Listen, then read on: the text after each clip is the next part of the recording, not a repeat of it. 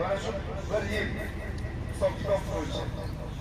Ya'ni 3 ta bo'g'imi 1 yil hisoblanadi. Masalan, hozir mashqdan 40 ta bo'ladigan bo'lsa, demak 13 yil yashagan bo'ladi.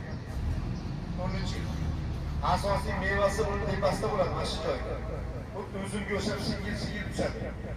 iyul, avgust, eng nimasi avgustgacha pishadi. Bir yilda bir marta meva beradi. 120 kilo, 130 kilogacha meva. Bu tarafda ekan.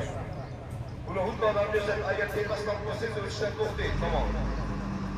Keyin bu dalaydan chiqmaydi.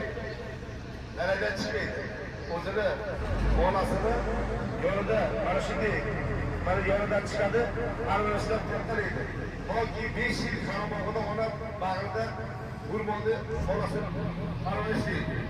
5 yil o'tgandan keyin uni tagidagi ana shu ildizni olib, qo'lishib, boshqa joyga sumatlab, ana shundan keyin meva davom etadi o'sishda.